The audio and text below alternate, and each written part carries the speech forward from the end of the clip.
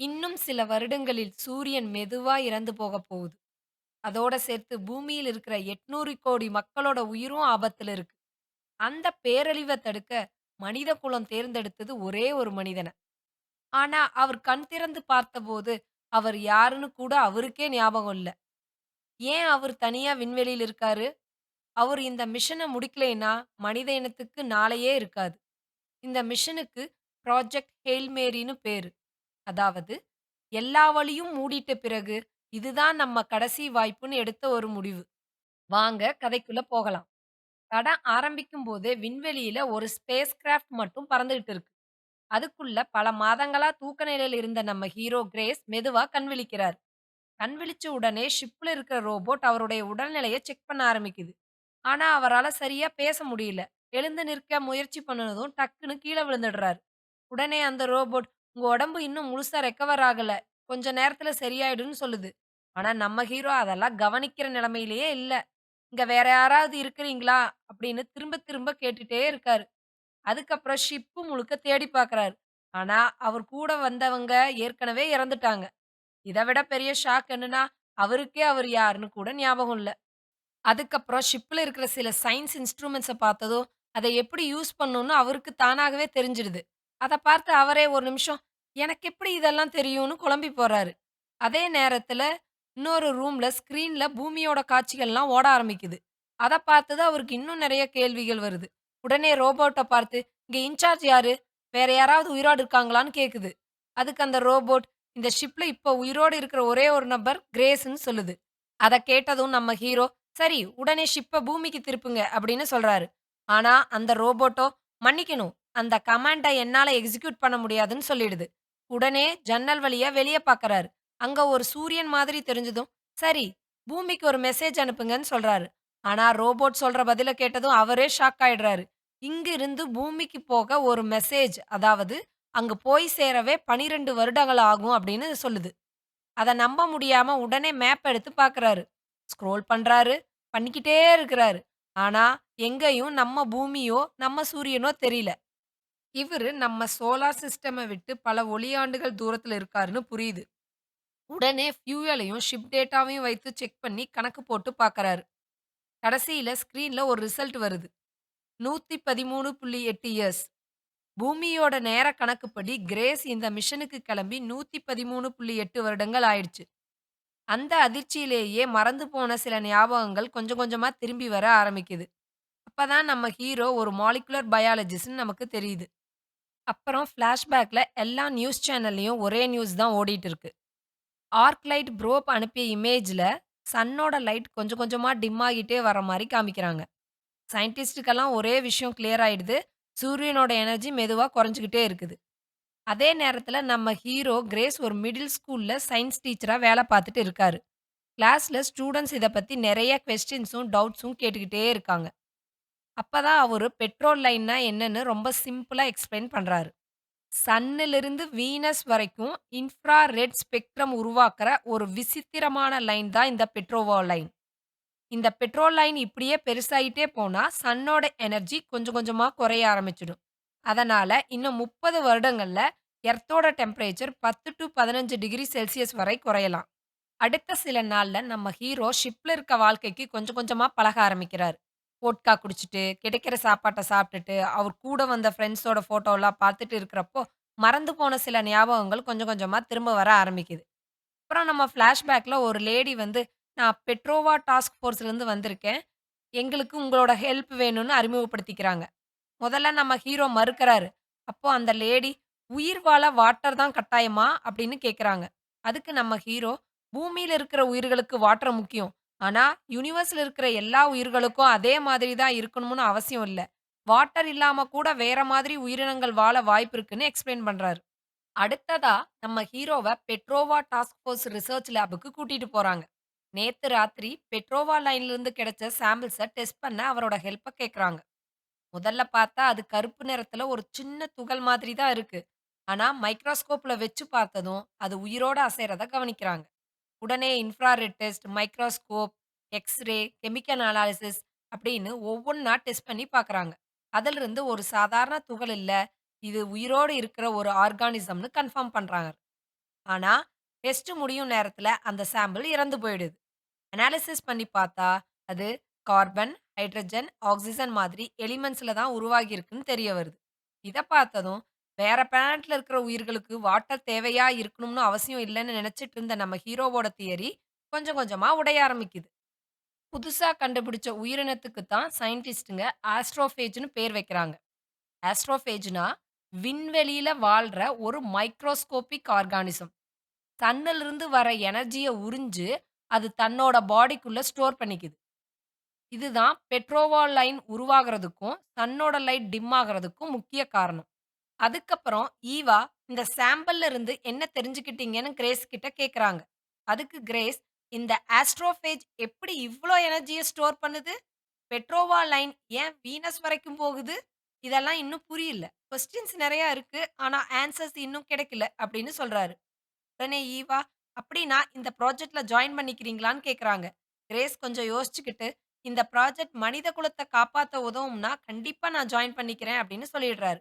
உடனே Eva, ஆஸ்ட்ரோஃபேஜோட samples அவர்கிட்ட கொடுத்து, "இனி உலகமே உங்கள நம்பி தான் இருக்குன்னு" சொல்றாங்க. அந்த 3 சாம்பிள்ஸையும் எடுத்துட்டு நம்ம ஹீரோ ஒரு எக்ஸ்பெரிமென்ட் பண்ண ஆரம்பிக்கிறாரு. அதுக்கு தேவையான பொருட்கள போயி ஷாப்ல வாங்கிட்டும் வந்துடுறாங்க. வீனஸ்ல இருக்கிற அட்மாஸ்பியர் எப்படி இருக்குமோ, அதே மாதிரி ஒரு பாக்ஸ ரெடி பண்றாங்க. அதுக்குள்ள கார்பன் டை ஆக்சைடு ஃபில் பண்ணி, இன்ஃப்ராரெட் லைட்டையும் செட் பண்ணிடுறாரு. அதுக்கப்புறம் ஆஸ்ட்ரோஃபேஜ அந்த பாக்ஸுக்குள்ள விட்டுர்றாரு. லைட்ட ஆன் பண்ணிட்டு கம்ப்யூட்டர்ல மானிட்டர் பண்ணிட்டு இருக்கும்போதே, திடீர்னு அந்த சாம்பிள் காணாம போயிடுது. அட எங்க போச்சுன்னு அவருக்கே ஷாக் ஆயிடுது. அப்புறம் தான் அது பாக்ஸ்க்குள்ள தான் இருக்குன்னு புரியுது.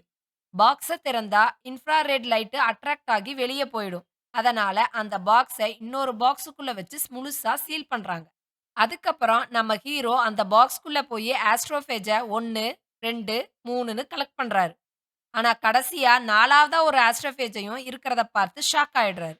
அப்பதான் இந்த ஆஸ்ட்ரோஃபேஜ் தானாகவே ரீப்ரொடியூஸ் ஆகுதுன்னு கண்டுபிடிக்கிறாரு. இந்த டிஸ்கவரிய உடனே ஈவா கிட்ட சொல்றாங்க. அத கேட்டதும் கிரேஸ ஒரு மிலிட்டரி ஜெட்ல கூட்டிட்டு சீக்ரெட் ரிசர்ச் ஃபெசிலிட்டிக்கு அழைச்சிட்டு போறாங்க. அதுக்கப்புறம் ஈவா அங்க இருக்கிற மற்ற சயின்டிஸ்ட் எல்லார்கிட்டயும் நம்ம ஹீரோ கிரேஸ இன்ட்ரோடியூஸ் பண்றாங்க.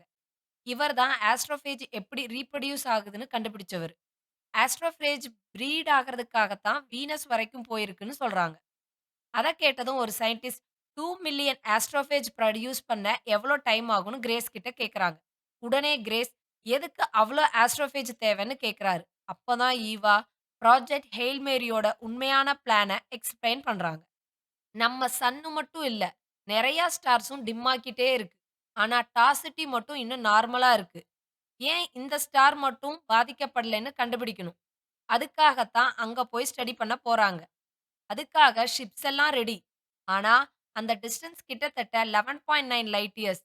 அவ்ளோ தூரம் போக தேவையான ஃபியூயல் நம்ம கிட்ட இல்ல. அதனால ஆஸ்ட்ரோஃபேஜுக்குள்ள இருக்க எனார்மஸ் எனர்ஜியையே ஃபியூவலா கன்வெர்ட் பண்ணி அந்த ஷிப்ப இயக்கப் போறாங்க. ஆனா கிரேஸ் உடனே ஒரு டேஞ்சர் பாயிண்ட்டையும் சொல்றாரு. இந்த எனர்ஜி கண்ட்ரோலே இல்லாம ரிலீஸ் ஆச்சுன்னா, கலிஃபோர்னியாவையே வேப்பரைஸ் பண்ற அளவுக்கு ஒரு பெரிய எக்ஸ்ப்ளோஷன் நடக்கும். அதனால இந்த மிஷன் ரொம்பவே ரிஸ்கி. அது மட்டும் இல்ல, அங்க போற ஆஸ்ட்ரோனட்ஸ் திரும்பி எர்த்துக்கு வர சான்ஸே இல்ல. அவங்க அங்கேயே இறக்க வேண்டியது தான். ஆனா, டாசிட்டில அவங்க என்ன கண்டுபிடிக்கிறாங்களோ, அந்த இன்ஃபர்மேஷன ப்ராப் மூலமா எர்த்துக்கு சென்ட் பண்ண முடியும். அத கேட்ட கிரேஸ், வேற ஏதாவது ஆப்பர்ச்சுனிட்டி இருக்கான்னு கேட்கறாரு. ஈவா, "இல்ல. இதுதான் எங்களோட லாஸ்ட் ஆப்பர்ச்சுனிட்டி. நாம எதுவுமே ட்ரை பண்ணாம இருந்தா, இங்கேயே இருந்து சாக வேண்டியது தான். அதனால அட்லீஸ்ட் இதையாவது ட்ரை பண்ணலான்னு" சொல்றாங்க. எல்லா வழிகளும் முடிஞ்ச பிறகு இதுதான் ஒரே லாஸ்ட் சான்ஸ். அதனால தான் இந்த மிஷனுக்கு ப்ராஜெக்ட் ஹெயில் மேரின்னு பேர் வைக்கிறாங்க. அதுக்கப்புறம் நம்ம ஹீரோ ஸ்பேஸ் கிராஃப்ட்ல அவர் கூட வந்து இறந்து போன அந்த 2 பேரோட உடலையும் ஸ்பேஸ்லயே ரிலீஸ் பண்ணிடுறாரு. அவங்களோட தியாகத்த நினைச்சு ரொம்ப பெருமைப்படுறாரு. அவங்களோட ஃபோட்டோஸையும் வச்சு அவங்களுக்கான கடைசி ஃபேரவலையும் கொடுத்துடுறாரு. அதுக்கப்புறம் ஹெயில் மேரி டாசிட்டியோட ஆர்பிட்குள்ள என்டர் ஆகுது. என்ஜின் ஷட் டவுன் ஆனதும் கிரேஸ் வெளியே பார்த்து ஒரு விஷயத்த கவனிக்கிறாரு. ஸ்டார் சிட்டிக்கும் பெட்ரோவா லைன் இருக்கு. ஆனா அந்த ஸ்டார் மட்டும் டிம் ஆகவே இல்ல. அப்போ ஷிப் ஒரு அன்னோன் ஆப்ஜெக்ட்ட டிடெக்ட் பண்ணுது. பிளிப் ஏ டிடெக்டட். அதாவது ரேடார்ல முதல்ல டிடெக்ட் ஆன அந்த அன்னோன் ஸ்பேஸ் கிராஃப்ட்க்கு கொடுத்த டெம்பரரி நேம் தான் பிளிப் ஏ.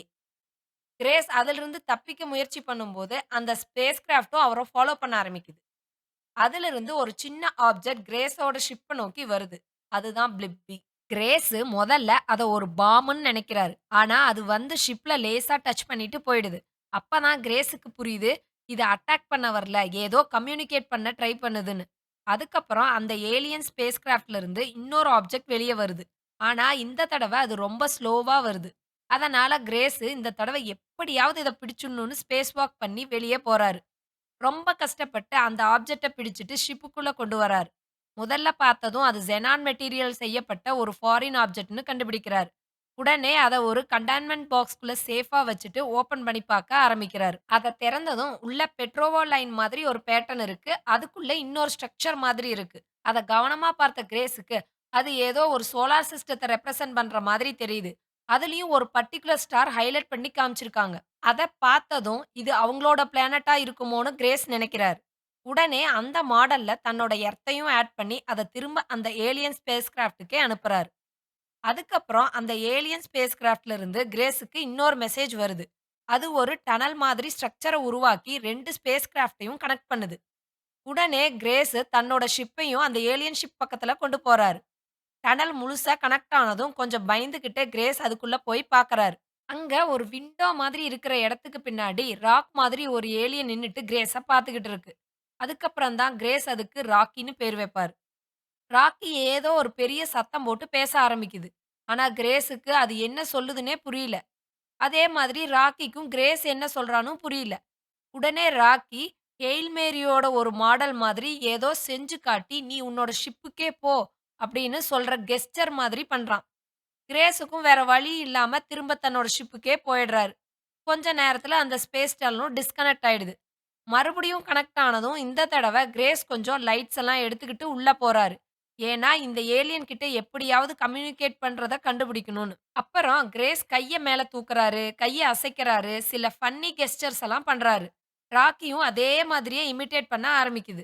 அப்பதான் கிரேஸுக்கு புரியுது, நம்ம 2 பேருக்கும் லாங்குவேஜ் வேற, ஆனா கெஸ்டர்ஸ் மூலமா கம்யூனிகேட் பண்ண முடியும்னு. அதுக்கப்புறம் ராக்கி கிரேஸ் முன்னாடியே அனுப்புன ஒரு மெசேஜ எடுத்து காட்டுது. அதுல 8 டாட்ஸ் மாதிரி ஒரு பேட்டர்ன் இருக்கு. அத பார்த்த கிரேஸுக்கு முதல்ல என்னன்னு புரியல. ஆனா ராக்கி திரும்ப திரும்ப கிரேஸோட ஹெல்மெட்ட பாயிண்ட் பண்ணி அந்த டாட்ஸையும் காட்டுது. கிரேஸுக்கு திடீர்னு ஒரு ஐடியா வருது. ஓ! இந்த டனலுக்குள்ள ஆக்ஸிஜன் இருக்கா? அதனால தான் ஹெல்மெட்ட ரிமூவ் பண்ண சொல்லுதோ? ஆனா கிரேஸ் உடனே ஹெல்மெட்ட ரிமூவ் பண்ணல. கொஞ்ச நேரம் அந்த இடத்துல இருந்து அப்சர்வ் பண்ணிட்டு, கடைசில மெதுவா ஹெல்மெட்ட ஓப்பன் பண்றாரு. எதுவும் ஆகல. அப்பதான் கிரேஸுக்கு புரியுது, இவன் என்ன கொல்ல வரல. உண்மையிலேயே நண்பனா கம்யூனிகேட் பண்ண தான் முயற்சி பண்ணிட்டு இருக்குன்னு. அதுக்கப்புறம் கிரேஸ் தன்னோட ஷிப்புக்கு வந்து ராக்கி முன்னாடி அனுப்புன அந்த பாலோட கனெக்ட் ஆயிருக்கிற லைன்ஸ திரும்பி பார்க்கறாரு. அப்பதான் அவருக்கு புரியுது, ஓ! இதுதான் பெட்ரோவா லைன். நம்ம எர்த்துக்கும், ராக்கியோட பிளானட்டுக்கும் இதுதான் ப்ராப்ளம். 2 பேருக்கும் ஒரே பிரச்சனை. அதனால எப்படியாவது சேர்ந்து இதுக்கு ஒரு சொல்யூஷன் கண்டுபிடிக்கணும்னு கிரேஸ் முடிவு பண்றாரு. ஆனா ஒரு பெரிய ப்ராப்ளம். இவங்க 2 பேருக்கும் லாங்குவேஜ் வேற. அதனால கிரேஸ் ஒரு ஐடியா பண்றாரு. மேத்ஸ் தான் யுனிவர்சல் லாங்குவேஜ். முதல்ல ஒரு ஆப்ஜெக்ட்ட காட்டி 1ன்னு சொல்றாரு. ராக்கியும் அதே மாதிரியே ரிப்பீட் பண்ணுது. அப்புறம் 2, 3ன்னு ஒவ்வொரு நம்பரா சொல்லிக் குடுக்குறாரு. அதுக்கப்புறம் நம்பர்ஸ் மட்டும் இல்லாம டிஃபரண்ட் ஆப்ஜெக்ட்ஸ காட்டி அதோட நேமையும் கத்துக்க ஆரம்பிக்கிறாங்க. கிரேஸ் ஒரு கிளாக்க காமிக்கிறாரு. ராக்கியும் தன்னோட ஷிப்ல இருக்கிற கிளாக்க கொண்டு வந்து காமிக்குது.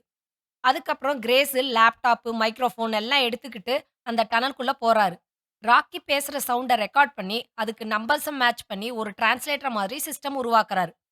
தன்னோட பெயர் கிரேஸ்ன்னு சொல்லிக் குடுக்குறாரு. அதே மாதிரி நான் உனக்கு வச்ச பெயர் ராக்கின்னு சொல்றாரு. அதுக்கப்புறம் ராக்கி தன்னோட பிளானட்ல யூஸ் பண்ற ஜெனாய்ட் மெட்டீரியல காட்டி, அத வைத்து டிஃபரண்ட் எக்யூப்மென்ட் எப்படி உருவாக்குறாங்கன்னு கிரேஸ்க்கு எக்ஸ்பிளைன் பண்ண ஆரம்பிக்குது. கிரேஸ் இதுவரைக்கும் நடந்த எல்லா விஷயங்களையும் ரெக்கார்ட் பண்ணிக்கிட்டே இருக்காரு. எனக்கு ஒரு ஏலியன் ஃப்ரெண்ட் கிடைச்சிருக்கான். ஆனா, அவனோட அட்மாஸ்பியர் எனக்கு சேஃப் இல்ல. என்னோட அட்மாஸ்பியர் அவனுக்கு சேஃப் இல்ல. அதனால தான் நாங்க 2 பேரும் இந்த டனல ஒரு கம்யூனிகேஷன் பிரிட்ஜ் மாதிரி யூஸ் பண்ணிட்டு இருக்கோம். இப்போ கொஞ்சம் கொஞ்சமா எங்களோட கம்யூனிகேஷன் இம்ப்ரூவ் ஆகிட்டே இருக்குன்னு எர்த்துக்கு ஃபியூச்சர்ல அனுப்புறதுக்காக எல்லாத்தையும் பதிவு பண்ணிட்டு இருக்காரு. அதுக்கப்புறம் கிரேஸ் அந்த பிளாக் கலர் ஆஸ்ட்ரோபேஜ ராக்கி கிட்ட காமிக்கிறாரு. இதுதான் ஆஸ்ட்ரோபேஜ். இதுதான் ஸ்டார் ஈட்டர். இது நம்ம சன்னோட எனர்ஜிய சாப்பிட்டுக்கிட்டே இருக்குன்னு எக்ஸ்பிளைன் பண்றாரு. அத கேட்டதும் ராக்கிக்கும் புரியுது. இதே பிரச்சனை தான் அவங்க பிளானட்ல இருக்கிற ஸ்டாருக்கும் இருக்கு. அப்போ 2 பேரும் ஒரு விஷயத்த முடிவு பண்றாங்க. நம்ம 2 பேரோட பிளானட்டுக்கும் ஒரே பிரச்சனை தான். எப்படியாச்சும் இத தடுக்கணும். அதுக்கப்புறம் கிரேஸ் ராக்கி கிட்ட, "நீ தனியா வந்தியான்னு?" கேட்கிறாரு. அதுக்கு ராக்கி, "இல்ல நான் என்னோட க்ரூவோட தான் வந்தேன். மொத்தம் 23 பேர். ஆனா இப்போ நான் மட்டும் தான் இருக்கேன். என்ன ஆச்சுன்னு எனக்கே தெரியலன்னு" சொல்லுது. அதே மாதிரி ராக்கியும் கிரேஸ் கிட்ட கேக்குது. கிரேஸ், "நானும் தனியா வரல. என்னோட க்ரூல 3 பேர் இருந்தாங்க. ஆனா இப்ப நான் மட்டும் தான் உயிரோட இருக்கேன்னு" சொல்றாரு. அந்த நேரத்துல 2 பேருக்கும் ஒரு நம்பிக்கை வருது. இப்போ நம்ம 2 பேரும் சேர்ந்து தான் நம்ம பிளானட்டுகள காப்பாத்தணும். அப்புறம் கிரேஸ் பெட்ரோல் லைன வைத்து ஒரு மாடல் கிரியேட் பண்ணி, "உங்க ஸ்டாருக்கும் இது இருக்கு. ஆனா ஏன் டாசட்டி மட்டும் இதனால பாதிக்கப்படல? இத நாம கண்டுபிடிக்கணும்னு" சொல்றாரு.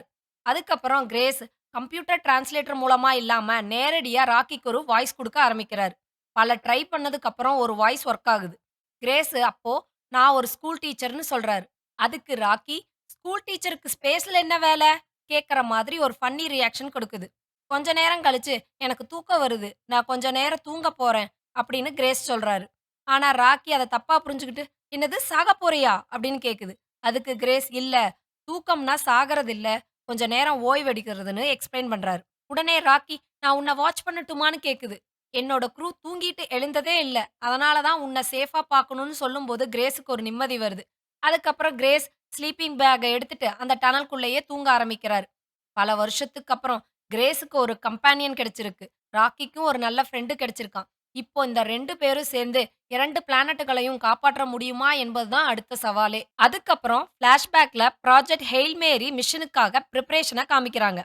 அந்த மிஷனுக்காக 3 அஸ்ட்ரோனட்ஸ செலக்ட் பண்றாங்க. ஒருத்தர் பைலட், ஒருத்தர் என்ஜினியர், இன்னொருத்தர் சயன்ஸ் ஆஃபீசர்.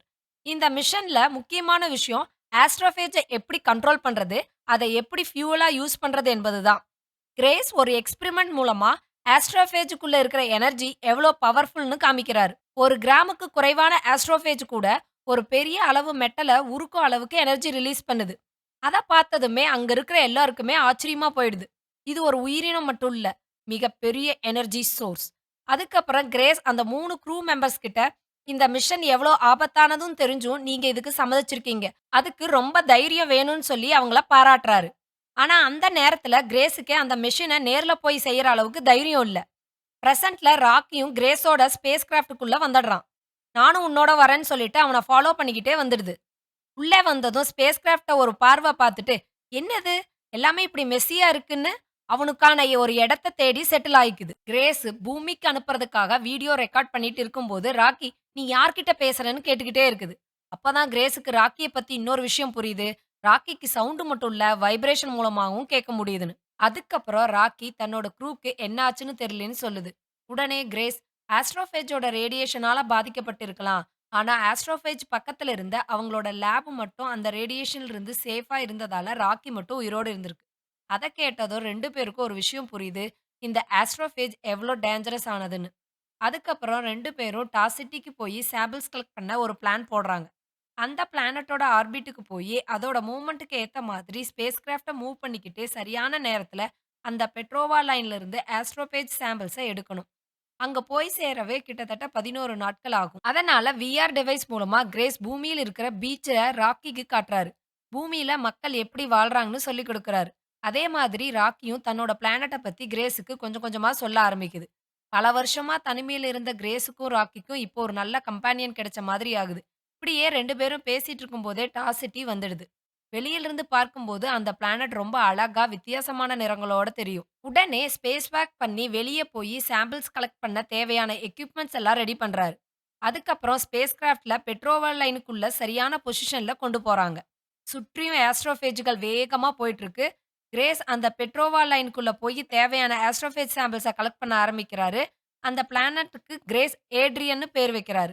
சாம்பிள்ஸ் எல்லாத்தையும் எடுத்துக்கிட்டு மீண்டும் ஸ்பேஸ் கிராஃப்ட்க்கு வந்து அத லேப்ல வச்சு டெஸ்ட் பண்ண ஆரம்பிக்கிறாங்க. ஏன்னா, டாசிட்டி மட்டும் ஏன் இன்னும் பாதிக்கப்படாம இருக்கு என்பதற்கான ஆன்ஸர் இப்ப தான் கிடைக்கப் போகுது. அதே நேரத்துல ஃபிளாஷ்பேக்ல அந்த 3 அஸ்ட்ரோனட்ஸ் கிளம்புறதுக்கு முன்னாடி இருக்கிற மொமெண்ட்ஸ காமிக்கிறாங்க. இது ஒரு ஒன் வே மிஷன்னு அவங்களுக்கு நல்லாவே தெரியும். இருந்தாலும் அவங்க சந்தோஷமா பேசுறாங்க, சிரிக்கிறாங்க, பார்ட்டி பண்றாங்க. ஏன்னா, அவங்க செய்ய போறது ஒரு சாதாரண ஸ்பேஸ் மிஷன் இல்ல. மனித குலத்த காப்பாற்றுவதற்கான கடைசி முயற்சி. ஸ்பேஸ் கிராஃப்ட்ல டெஸ்ட் பண்ணிட்டு இருந்த ரிசல்ட் என்ன தெரியுதுன்னா, எவ்ளோ ஆஸ்ட்ரோஃபேஜ் உள்ள வருதோ, அதே அளவு தான் வெளியவும் போகுது. ஆனா, இது ப்ரீட் ஆகுறதுக்காக வந்திருந்தா அமௌண்ட் டபுள் ஆகணுமே! அது ஏன் நடக்கலன்னு கிரேஸ் குழம்புறாரு.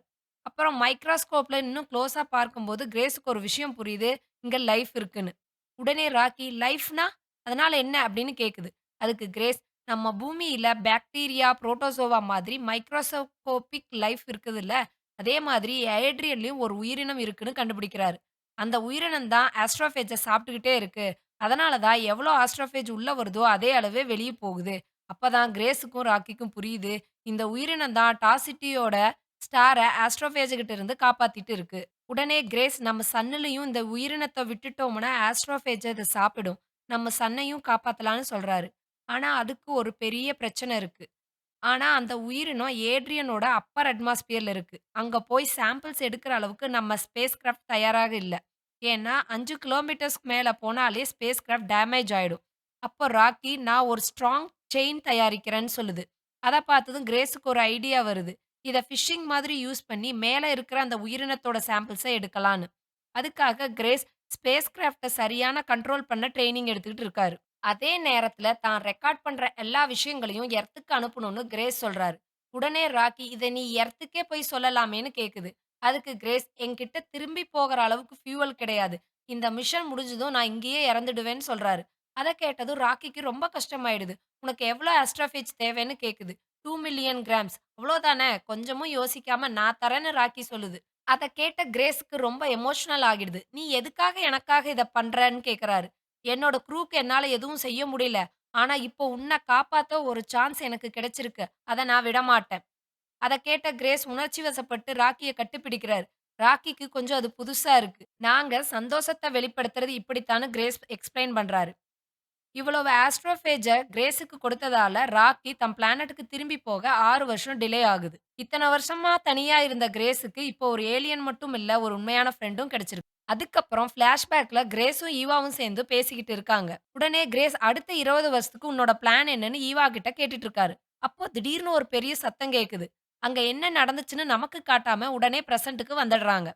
இப்போ கிரேஸும், ராக்கியும் சேர்ந்து ரெடி பண்ணுன அந்த நீளமான செயின எடுத்துக்கிட்டு, ஏட்ரியன் பிளானட்டோட மேல் பகுதிக்கு போறாங்க. ராக்கி உள்ள இருந்து ஸ்பேஸ் கிராஃப்ட்ட கண்ட்ரோல் பண்ண, கிரேஸ் வெளிய போய் அந்த செயின கீழ இறக்குறாரு. கிட்டத்தட்ட 5 கிலோமீட்டர் கீழ அந்த செயின் போனதும், அதோட முடிவுல இருக்கிற கலெக்டர திறந்து விடுறாங்க. உடனே மேல இருக்கிற அந்த உயிரினத்தோட சாம்பிள் அதுக்குள்ள கலெக்ட் ஆக ஆரம்பிக்குது. ஆனா பிரச்சனை அப்பதான் ஆரம்பிக்குது. அந்த உயரத்துல இருக்கிற பிரஷர் ரொம்ப அதிகம். கிரேஸ் வெளிய போய் செயின திரும்ப எடுக்க முயற்சி பண்ணும்போது, அந்த பிரஷர் அவர கீழ தள்ளிவிடுது. உடனே ராக்கி, "வேண்டாம் கிரேஸ், இது ரொம்ப ஆபத்து. திரும்பி வந்துடுன்னு" சொல்லுது. ஆனா கிரேஸுக்கு தெரியும், இப்ப இந்த சாம்பிள எடுத்துக்கிட்டு வரலைன்னா, மறுபடியும் இந்த சான்ஸ் கிடைக்காது. அதனால எவ்வளோ கஷ்டமா இருந்தாலும், அந்த செயின பிடிச்சுக்கிட்டு மெதுவாக மேல வர ஆரம்பிக்கிறாரு. பிரஷர் அவர அப்படியே நசுக்குற மாதிரி இருந்தாலும், எப்படியோ போராடி அந்த செயினையும், கலெக்டரையும் எடுத்துக்கிட்டு ஸ்பேஸ் கிராஃப்ட்குள்ள திரும்பி வந்துர்றாரு. ஆண்ட்ரியன் பிளானட்லருந்து எப்படியாவது தப்பிச்சு கிரேஸும், ராக்கியும் வேகமா தூரமா போயிட்டே இருக்காங்க. கொஞ்ச தூரம் போனதும் கிரேஷ் ஷிப்போட பவர ஆஃப் பண்ணிடுறாரு. ஏன்னா, அந்த பிளானட்டோட கிராவிட்டி இன்னும் ஷிப்ப இழுத்துக்கிட்டே இருக்கு. பவர் ஆஃப் ஆனதும் கொஞ்சம் நார்மலா ஆகுது. ஆனா, அடுத்த பிரச்சனை ஃபியூவல் லீக் ஆக ஆரம்பிக்குது. வேற வழியே இல்லாம டேமேஜ் ஆன 2 ஃபியூவல் டேங்க்ஸையும் எஜெக்ட் பண்ணிடுறாரு. அத எஜெக்ட் பண்ணியதும் ஷிப் பயங்கரமா சுத்த ஆரம்பிக்குது. அதனால் கிரேஸ் உள்ளேயே சுத்தி சுத்தி போய் பயங்கரமா அடிபடுறாரு. இதத்தான் சென்ட்ரிஃபியூகல் ஃபோர்ஸ்ன்னு சொல்லுவாங்க. ஒரு பொருள் வேகமா சுத்தம்போது நம்மளையும் வெளியே தூக்கி வீசுற மாதிரி ஏற்படும் ஃபோர்ஸ். அந்த ஃபோர்ஸ சரியா என்கேஜ் பண்றதுக்குள்ளேயே கிரேஸ் மயங்கி விழுந்துடுறாரு. அதோட ராக்கியோட டிரான்ஸ்லேட்டரும் வேலை செய்யாம போயிடுது. அத பார்த்த ராக்கி உடனே தன்னோட பப்புல உடைச்சுக்கிட்டு வெளிய வந்து கிரேஸ காப்பாத்தணும்னு சென்ட்ரிஃபியூகல் ஃபோர்ஸ என்கேஜ் பண்ணுது. அப்புறம் கிரேஸ மெட்பேக்குள்ள கொண்டு போய் படுக்க வைக்குது. அங்க இருக்கிற ரோபோவும் உடனே அவருக்கு ட்ரீட்மெண்ட் கொடுக்க ஆரம்பிக்கிறாங்க. கிரேஸ அங்கேயே விட்டுட்டு ராக்கி மறுபடியும் தன்னோட இடத்துக்கே வந்துடுது. இப்போ கிரேஸ் மயக்கத்துல இருக்காரு. ஆனா கிரேஸ காப்பாத்துறதுக்காக ராக்கி தன்னோட உயிரையே பணயம் வச்சது. ஃபிளாஷ்பேக்ல என்ன நடந்துச்சுன்னா, ஒரு பெரிய அளவு ஆஸ்ட்ரோபேஜ வைத்து சயின்டிஸ்ட்ங்க எக்ஸ்பெரிமென்ட் பண்ணும்போது ஒரு ஆக்சிடென்ட் ஆகி பில்டிங்கே வெடிச்சிடுது. அதுல என்டயர் சயின்ஸ் டீமுமே இறந்துடுறாங்க. இப்போ இந்த மிஷன நிறுத்த முடியாத சூழ்நிலை. அதனால ஈவா கிரேஸ் கிட்ட வந்து, இந்த மிஷன பற்றி முழுசா தெரிஞ்சது உங்களுக்கு மட்டும் தான். நீங்க தான் போயாகணும்னு சொல்றாங்க. உடனே கிரேஸ், எனக்கு ஸ்பேஸ் வாக் கூட தெரியாது. என்னால இதெல்லாம் பண்ண முடியாதுன்னு சொல்றாரு. அதுக்கு ஈவா, உங்களுக்கு ஃபேமிலி இல்ல, ஃபிரெண்ட்ஸ் இல்ல, உங்கள மிஸ் பண்ண போறவங்களும் யாரும் இல்ல. அதனால இந்த மிஷனுக்கு நீங்க தான் சரியான ஆள்ன்னு சொல்றாங்க. கிரேஸ் கொஞ்சம் டைம் கேட்கறாரு. ஈவா 3 மணி நேரம்னு சொல்லிட்டு கிளம்புறாங்க. அதே நேரத்துல பிரசன்ட்ல கிரேஸ் கண் திறந்து வெளிய வந்து பார்க்கறாரு. அங்க ராக்கி போன இடமெல்லாம் கருப்பு ஸ்டெயின்ஸா இருக்கிறத பார்த்ததும், ராக்கி ரேடியேஷனால பாதிக்கப்பட்டிருப்பதுன்னு அவருக்கு புரியுது. உடனே ராக்கிய சேஃபா வச்சு அதனோட டெம்பரேச்சர் சரியா இருக்கிற மாதிரி ஹீட் செட்டப் எல்லாம் பண்றாரு. அப்ப ராக்கி கடைசியா அனுப்புன மெசேஜ் கிரேஸுக்கு கிடைக்குது. Save Earth, save Earth. அத பார்த்ததும் கிரேஸ் ஏற்கனவே கலெக்ட் பண்ணி வச்சிருந்த அந்த உயிரினத்தையும், ஆஸ்ட்ரோஃபேஜையும் சேர்த்து டெஸ்ட் பண்ண ஆரம்பிக்கிறாரு. அப்பதான் அந்த உயிரினம் ஆஸ்ட்ரோஃபேஜ சாப்பிடுறத கிரேஸ் பார்க்கறாரு. உடனே நமக்கு ஒரு பிரெடேட்டர் கிடைச்சிருக்குன்னு அவருக்கு புரியுது. அதுக்கப்புறம் அந்த உயிரினத்தோட ப்ராப்பர்ட்டீஸ கண்டுபிடிக்க கிரேஸ் நெறைய டெஸ்ட் பண்றாரு. அதுக்கு டா அமீபான்னு பேரும் வைக்கிறாரு. ஆனா நைட்ரஜன்ல டெஸ்ட் பண்ணும்போது மட்டும் அது சர்வைவ் ஆகாம இறந்துடுது. அதனால கிரேஸ் டா அமீபாவ ஜெனாய்ட் கண்டெய்னர்ஸ்குள்ள வைத்து கல்டிவேட் பண்ண ஆரம்பிக்கிறாரு. வீனஸோட அட்மாஸ்பியர்லயும் சர்வைவ் ஆகுற மாதிரி அது கொஞ்சம் கொஞ்சமா அடாப்ட் ஆகணும். அதே நேரம் அந்த ட்ரிப் முழுக்க உயிரோடு இருக்கிற அளவுக்கு அது தொடர்ந்து ப்ரீட் ஆகிட்டே இருக்கணும். ஆனா இவ்ளோ டெஸ்டும் நடந்துகிட்டு இருந்தாலும் ராக்கி மட்டும் இன்னும் கண் திறக்கவே இல்ல. அதனால கிரேஸுக்கு கவலை இன்னும் அதிகமாகுது. அப்போ கிரேஸ் ராக்கி பக்கத்திலேயே படுத்து தூங்க ஆரம்பிக்கிறாரு. கொஞ்ச நேரத்துல ராக்கிக்கும் கான்ஷியஸ் திரும்பி வந்துருது. கண் திறந்ததும் நம்ம பிரெடேட்டர கண்டுபிடிச்சிட்டோமான்னு ராக்கி கேக்குது. அதுக்கு கிரேஸ் ஆமா நம்மளோட பிரெடேட்டர் கிடைச்சிருச்சுன்னு சந்தோஷமா சொல்லி தான் கண்டுபிடிச்ச பிரெடேட்டர காமிக்கிறாரு. அத பார்த்ததும் 2 பேருக்குமே ஒரு பெரிய நிம்மதி. இப்போ நம்ம வீட்டுக்கு போலாம். வி கேன் கோ ஹோம் நவ்னு 2 பேருமே சந்தோஷமா பேசிக்கிறாங்க. அப்போ ராக்கி சரி இப்ப என்ன பண்ணலான்னு கேட்க கிரேஸ் பார்ட்டி பண்ணலாமான்னு சொல்றாரு. உடனே 2 பேரும் அந்த சக்சஸ ஜாலியா செலிப்ரேட் பண்ண ஆரம்பிக்கிறாங்க. அப்போ கிரேஸ் ராக்கிக்கு தன்னோட லேப்டாப்ப கிஃப்ட்டா குடுக்குறாரு. இதுக்குள்ள நெறைய ஹியூமன் நாலேட்ஜ் இருக்கு. உனக்கு தேவையான விஷயங்கள் எல்லாம் இதிலிருந்து நீ தெரிஞ்சுக்கலாம். அதுக்கு கிரேஸ் எனக்கு உன்னோட ஷிப்ப பார்க்கணும். அதுவே போதும்னு சொல்றாரு. உடனே ராக்கி கிரேஸ தன்னோட ஷிப்புக்கு கூட்டிட்டு போகுது. ரேடியேஷன்ல இருந்து கிரேஸ பாதுகாக்க ராக்கி ஒரு புரொடக்டிவ் பபிள் உருவாக்கி அதுக்குள்ள அவர கூட்டிட்டு போகுது. அங்க போய் ராக்கியோட டெக்னாலஜிய பார்த்த கிரேஸ்க்கு ஒரே ஆச்சரியம். இவ்ளோ அட்வான்ஸ்ட் டெக்னாலஜி அவர் பார்த்ததே இல்ல. இப்ப 2 பேருக்குமே ஒரு நம்பிக்கை வந்துருச்சு, நம்ம வீட்டுக்கு போலான்னு. அதே நேரத்துல ஃபிளாஷ்பேக்ல கிரேஸுக்கு கொடுத்த அந்த 3 மணி நேரம் முடிஞ்சிருது. ஈவா திரும்பி வந்து நீங்க கண்டிப்பா கிளம்பியே ஆகணும்னு சொல்றாங்க. ஆனா கிரேஸ் இன்னும் அந்த மிஷன மனசளவிலும், உடம்பளவிலும் தயாராகவே இல்ல. அதனால அங்கிருந்து தப்பிச்சு ஓட பார்க்கறாரு. ஆனா செக்யூரிட்டி கார்ட்ஸ் அவர பிடிச்சு செடேட்டிவ் குடுத்து மயக்கத்திலேயே அவர ஸ்பேஸ் கிராஃப்ட்குள்ள கொண்டு போய் வச்சுடுறாங்க. அதாவது கிரேஸ் இந்த மிஷனுக்கு போறது அவரோட விருப்பத்துல இல்ல.